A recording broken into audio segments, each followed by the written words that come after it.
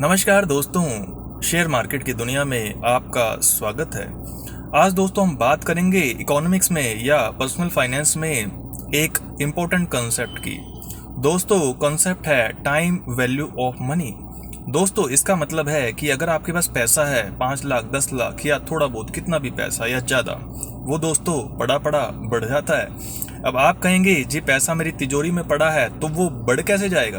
दोस्तों ओब्वियसली तिजोरी में पड़ा पैसा तो नहीं बढ़ेगा, लेकिन अगर आप एक डिसीजन ले कि ये पैसा मैंने अभी खर्चना नहीं है 2 4 5 साल, तो आप उसे बैंक में रखेंगे तो भी वो नॉमिनली तो बढ़ेगा एटलीस्ट। अगर आप उसे गोल्ड में रखेंगे तो गोल्ड का प्राइस भी बढ़ जाएगा। अगर आप उसे ज़मीन लेंगे 10 15 सालों के लिए तो ज़मीन का रेट भी बढ़ेगा। अगर आप उसे सेंसेक्स में रखेंगे तो सेंसेक्स लगभग 3 साल में तो दोस्तों बढ़ ही जाता है, रोज़ रोज़ तो कई बार बढ़ता है कभी घटता है। तो पैसा दोस्तों पड़ा पड़ा बढ़ता है। इस चीज़ को दोस्तों टाइम वैल्यू ऑफ मनी कहते हैं। यानी आज अगर आपने 5 लाख रुपए इन्वेस्ट किए हैं तो वो 3 साल बाद 5 लाख दोस्तों नहीं रहेंगे, वो बढ़ जाएंगे।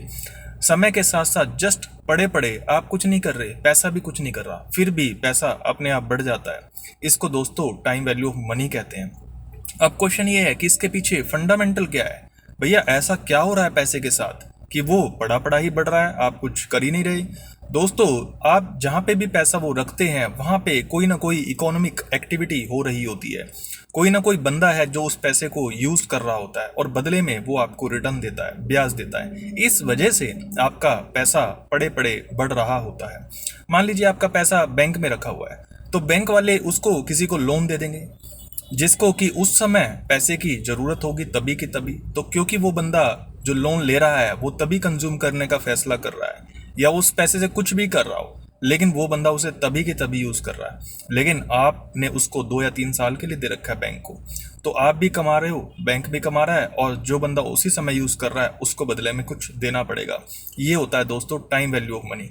यानी कि आज के टाइम पे अगले 1 साल में 2 साल में कौन पैसे को यूज कर रहा है, जो यूज कर रहा है वो चुकाएगा, और जो जिसका पैसा है जो यूज नहीं कर रहा, जो अपने ग्रेटिफिकेशन को थोड़ा डिलेड कर रहा है, जो कह रहा है बाद में खर्च लूंगा 1 2 साल बाद, वो दोस्तों कमा रहा है। उसको रिटर्न कमाना कह लीजिए या ब्याज कमाना कह लीजिए। ये होता है दोस्तों टाइम वैल्यू ऑफ मनी। जब आपका पैसा सेंसेक्स में पड़ा हुआ है यानी स्टॉक मार्केट में पड़ा हुआ है, तो स्टॉक मार्केट में जो भी बिजनेसमैन है, जो भी मालिक है बिजनेस का, वो आपके पैसे से कोई ना कोई प्रोडक्ट प्रोड्यूस कर रहा होता है, कोई ना कोई सर्विस प्रोड्यूस कर रहा होता है, या फिर वो आपके पैसे को मार्केटिंग में यूज कर रहा है या एम्प्लॉय कॉस्ट में यूज कर रहा है या कंप्लायंस में कर रहा है। किसी ना किसी तरीके से वो प्रोडक्टिवली आपका पैसा यूज कर रहा है। इसी वजह से उसको आने वाले समय में आपको ज्यादा पैसा देना पड़ेगा।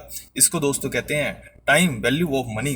तो आपको इस चीज को यूज करने के लिए सिर्फ एक ही काम करना है कि अगर आपके पास पैसा है आप उसको अभी मत खर्चिए, आप उसको पड़ा रहने दीजिए। तो उससे टाइम वैल्यू ऑफ मनी से जो चीज जनरेट होती है यानी कि ब्याज या फिर रिटर्न्स, आप उनका यूज दोस्तों कर सकते हैं। धन्यवाद।